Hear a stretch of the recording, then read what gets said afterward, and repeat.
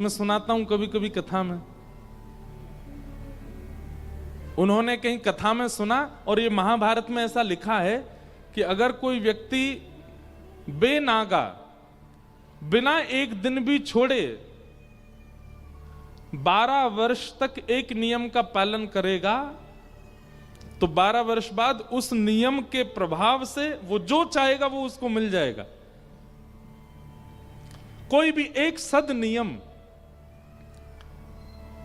12 वर्ष तक करना है, एक दिन भी आपकी छुट्टी नहीं होनी चाहिए उसमें। आपकी छुट्टी हो उसकी पूरी जिम्मेवारी ठाकुर जी रखेंगे। ऐसी ऐसी व्यवस्था कर देंगे कि आपका नियम पूरा ही नहीं हो पाए, लेकिन आपको फिर भी करना है। तो कृष्णदास जी नियम करते थे। उन्होंने नियम ले लिया ठाकुर जी को माला पहनाने का। बोले मैं रोज माला पहनाऊंगा ठाकुर जी है, और 12 वर्ष बाद मेरी एक ही इच्छा है कि 12 वर्ष तक मैं माला पहनाऊंगा, लेकिन 13वें वर्ष के पहले दिन ठाकुर जी को आना पड़ेगा मेरे पास माला पहनवे, मैं नहीं आऊंगा।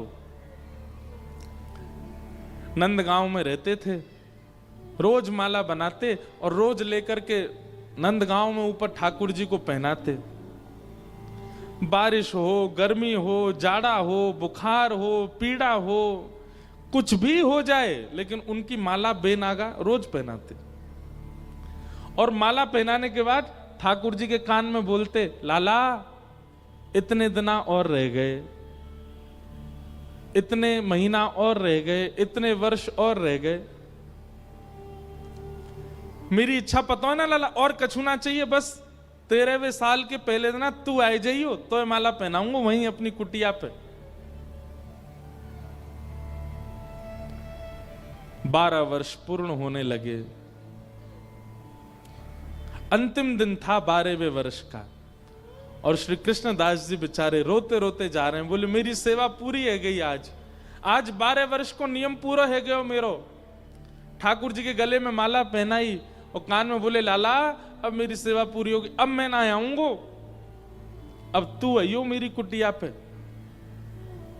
तेरे काज 56 भोग बना के रखूंगो, खीर बना के रखूंगो, मिष्ठान बनाऊंगो, पूड़ी बनाऊंगो, पराठे बनाऊंगो, लाला जो तू कहेगो सब पवाऊंगो। और मुझे कछु नहीं चाहिए, ना इंद्र को वैभव, ना यम की भूमि, कुछ नहीं चाहिए। केवल लाला मेरे घर आ जाए और मैं अपने हाथन से माला पहनाता हूं बस। 12 वर्ष तक बेनागा प्रत्येक दिन माला ठाकुर जी को पहनाई। 13वां वर्ष प्रारंभ हुआ, रात भर सोए नहीं, 56 भोग बनाए अपनी कुटिया में, सुंदर माला बना करके रखी। एक बहुत सुंदर पद है, मुझे याद आया अभी। पूरा घर तैयार करके श्री कृष्णदास जी उस मार्ग पर बैठ गए जिस मार्ग से ठाकुर जी को आना है, जो नंद भवन तक जाता है। उस मार्ग पर बैठ के पलक भी नहीं झपका रहे हैं अपनी,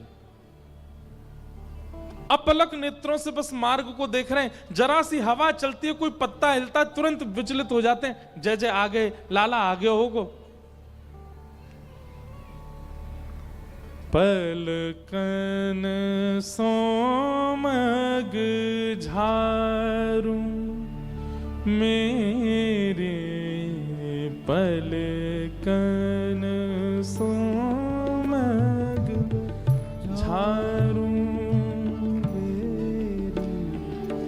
पलकन सोमग झारू मेरे, पलकन सोमग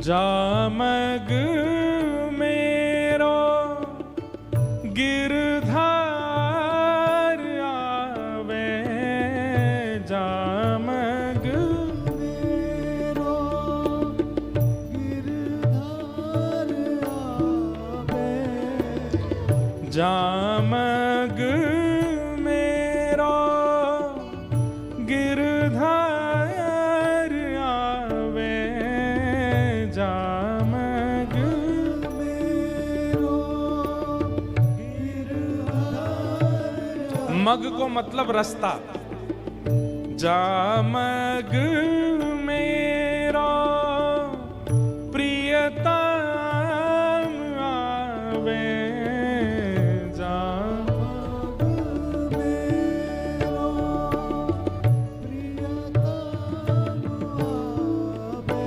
हे तन मन जो बनवारू, मैं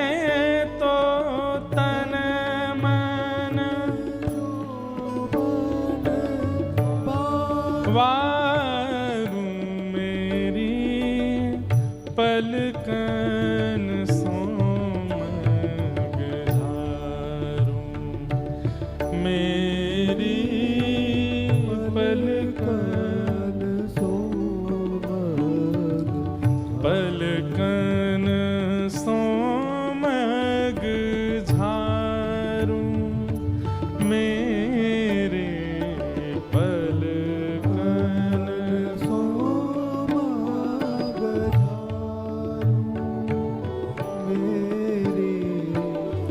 सेज सवारूं चंवर डुरावूं, सेज सवारूं चंवर डुरावूं, मधुर मधुर स्वर गाऊं,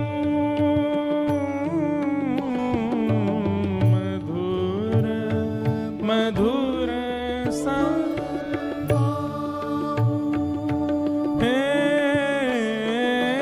रसिक प्रीतम पिय जो मिल मोहे, रसिक प्रीतम पिय जो मिल मोहे, हस हस कंठ लगाऊं,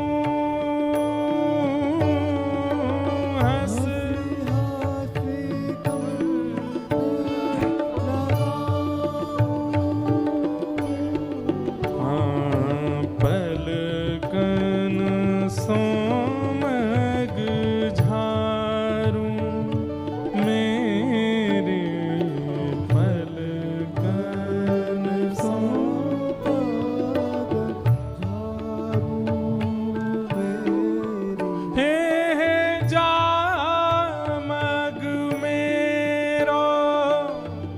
गिरधार आवे, जामग मेरो गिरधार आवे।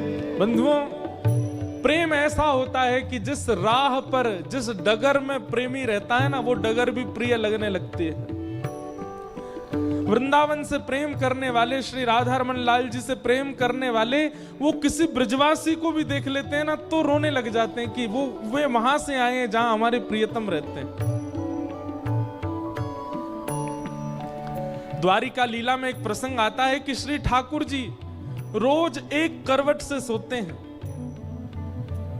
कुछ वर्षों बाद रुक्मणी जी ने ठाकुर जी से कहा, आप एक ही करवट से सोते हो, हमेशा एक ही दिशा में मुख करके सोते हो, आप कभी करवट क्यों नहीं बदलते, कभी उस दिशा में क्यों नहीं सोते? ठाकुर जी रोज इस बात को टाल देते। एक दिन रुक्मणी जी ने सौगंध देकर के कहा, आप मुझे बताइए आप एक ही करवट से क्यों सोते हो? ठाकुर जी कहते हैं, क्योंकि अगर मैं करवट बदलूंगा, उस तरफ करवट लेकर के सोऊंगा तो मैं सो नहीं पाऊंगा। क्यों? क्योंकि उस दिशा में वृंदावन है, और वृंदावन की ओर करवट लेकर के जब मैं सोता हूं तो मुझे यशोदा मैया, नंद बाबा, राधा रानी, सब गोपियों की बहुत याद आती है। रात भर मेरे नेत्रों से नीर बहने लग जाता है, इसलिए मैं करवट बदल के सोता हूं ताकि वृंदावन की ओर, वृंदावन की दिशा में मुझे देखना ना पड़े, नहीं तो मैं रोक नहीं पाऊंगा स्वयं को।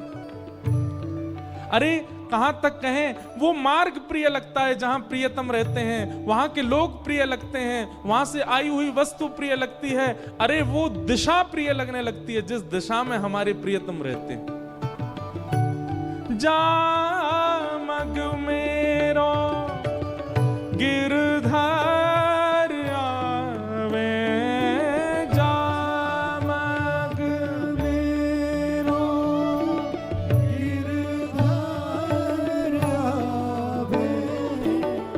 तन मन जो बन वारू,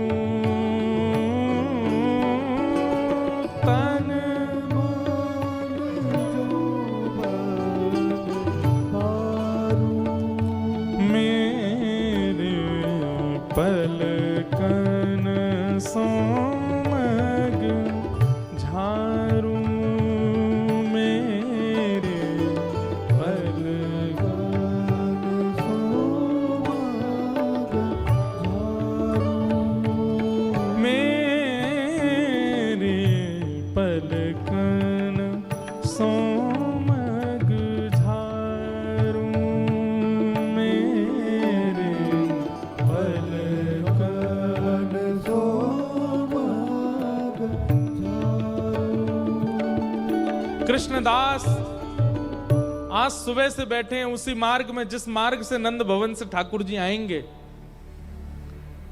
पलक भी नहीं झपका रहे हैं, अपनी आंख खोल करके बैठे हैं। बोले मैं वो क्षण ऐसा ना हो कि मैं पलक झपकूं और उसी क्षण ठाकुर जी आ रहे हूं, वो क्षण में बिसराना नहीं चाहता, मैं छोड़ना नहीं चाहता।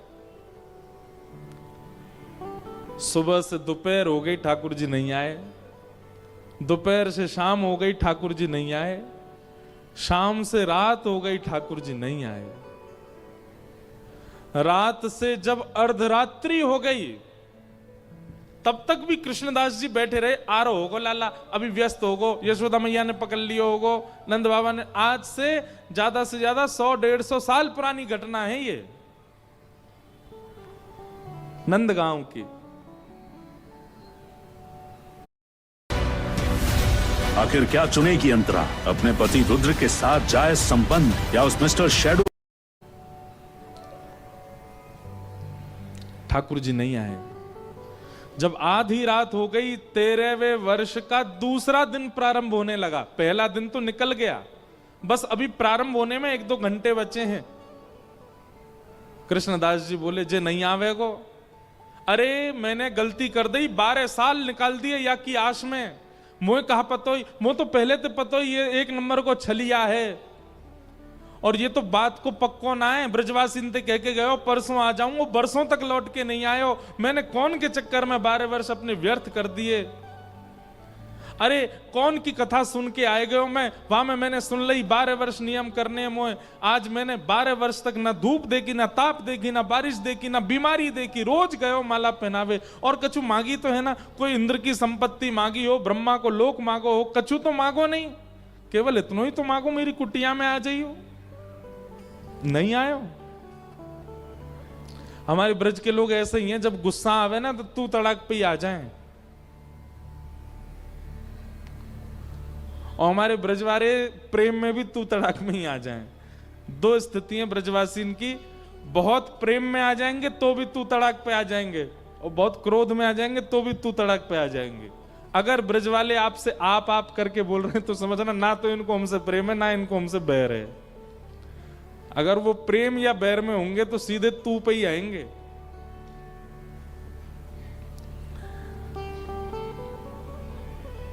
कृष्णदास जी बोले अब ना रहूंगा यहाँ पे, अब एक क्षण भी ना रुकूंगा यहाँ पे। अपने सबरे बोरिया बिस्तर बांधे, जितना 56 भोग बनाया था ठाकुर जी के लिए वो सब भी डलिया में एक जगह भर लिया, सबकी पोटली बनाई, पूरी कुटिया को उजाड़ दिया अपनी को क्रोध में, और सब सामान लेकर के निकल पड़े। कहां?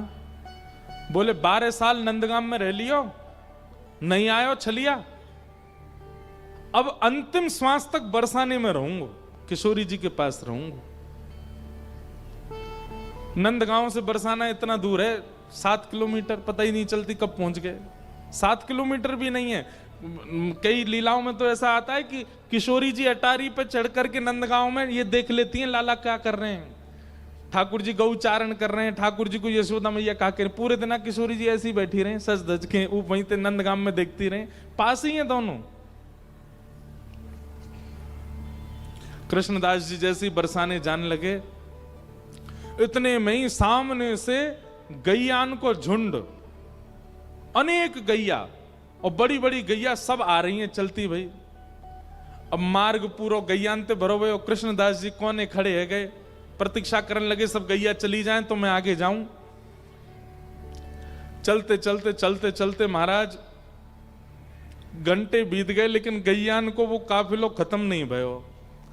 कृष्णदास जी बोले भैया ये इतनी गैया मैंने जीवन में पहली बार देखी, कहां से आ रही है सबरी।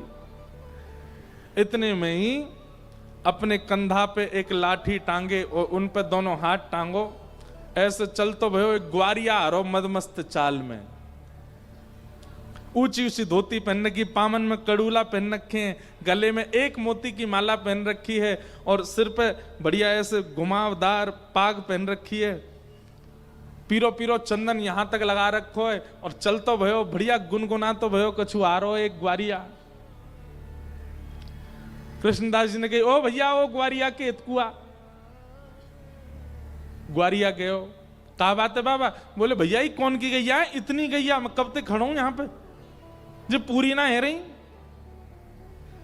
अरे बाबा जी नंद भवन गैया है, 9 लाख गैया है, खड़े खड़े 2 दिन निकल जाएंगे तो मैं तो पूरी ना होंगी, इतनी गैया है। कृष्णदास जी बोले भैया मैं तो भूखो मरो, पूरा दिन है क्यों कछु खायो ना पियो, पूरे दिन प्रतीक्षा करते रहो। अब ये गैया और आ गई है सामने, अब मैं तो यहीं बैठ रहा हूं, यहीं बैठ के भोजन पा रहा हूं, फिर तब तक गैया चली जाएंगी, फिर जाऊंगा बरसाने। ग्वारिया बोले बाबा कछु खावे को तो मुँह खवाए दो। कृष्णदास जी बोले बैठ जा, तू बैठ जा।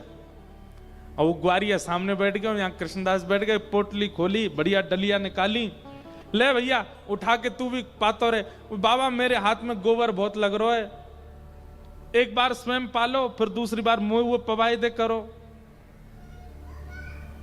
कृष्णदास जी बोले हम्बे है तो तू नंदगाम कोई ना, ऐसे ही तेरो स्वामी है, वानु जीवन भर सेवा करवाई है, ऐसे तुम सब नंदगाम बारे जाते जाते हो चैन ते जान थोड़ी दोगे। अब वो सेवा कराए लोग आ जाएंगे तो कुआ मुंह खोल अपनो। ग्वारिया ने मुंह खोल लियो। अब कृष्णदास जी एक बार पामे और फिर अपने ही हाथ से वाकू पवा रहे हैं। पाते पाते ग्वारिया के नेत्रन से आंसू आने लगे। कृष्णदास जी बोले भैया रो काई को रो, का भयो। बोले बाबा मैं यूं सोच रहा हूं 12 साल ते एक दिन ऐसा नहीं निकलो कि मैंने माला आपके हाथ की नहीं पहनी हो, पर आज पूरा दिना निकल गयो मैंने माला नहीं पहनी सुबह से। जैसे ही कृष्णदास जी ने सुनी माला नहीं पहनी, हाथ पकड़ लियो, कौन है तू, अपना रूप दिखा। तुरंत त्रिभंग लली श्याम सुंदर प्रकट है गए ग्वारिया के रूप में। और बाबा तो बोले देख बाबा अपनो वचन निभायो मैंने, अभी 12वें वर्ष को अंतिम दिना पूरो नहीं भयो, 13वें वर्ष को पहले दिना अभी पूरो नहीं भयो, मैं आ गयो तेरे पास। अब मत कहियो कि मैंने नियम पूरा, ला चल माला पहना दे। कृष्णदास जी के नेत्र लाल पड़ गए, मुख ताम्र वर्ण का हो गया। ठाकुर जी बोले बाबा एक बाबा गुस्सा का कर रहा है, अब आ तो गो तेरे सामने, अब मुझ गोद में बैठा ले, मुझ प्रेम कर ले और तू जो चाहे वो पवा दे, जैसे चाहे जो चाहे कर ले। कृष्णदास जी बोले मैं सब समझ रहा हूं, तू काई को आयो है। बोले 12 वर्ष नंदगाम में रहो, कभी नहीं आयो, लेकिन बरसाने की तरफ मुख कहा कियो कि प्रकट है कि वो सामने, अब ना रहूंगा यहां पे। और अपने सब पोटली ओटली उठा के सीधे भागे बरसाने। ठाकुर जी पीछे पीछे दौड़े, अरे बाबा रुक जा, मैं आ तो गयो। बोले ना किशोरी जी की तरफ मुख कियो तो तू प्रकट है गयो, किशोरी जी के चरणन में रहूंगा तो तू रोज हाजिरी लगावे आवे, वो मही में ले करूंगा तो ते। और सुन लाला, ठाकुर जी बोले कहा, बोले आज तक मेरो नाम कृष्णदास, आज मैं अपना नाम बदल रहा हूं, अब मेरा नाम है राधा दास, अब मैं वही बन के रहूंगा, अब मैं ही रहूंगा। और श्री कृष्णदास जी राधा दास बन गए और श्री जी के चरणन में जाकर के आनंद से विराजे। ये है रास। ये क्या है? रास।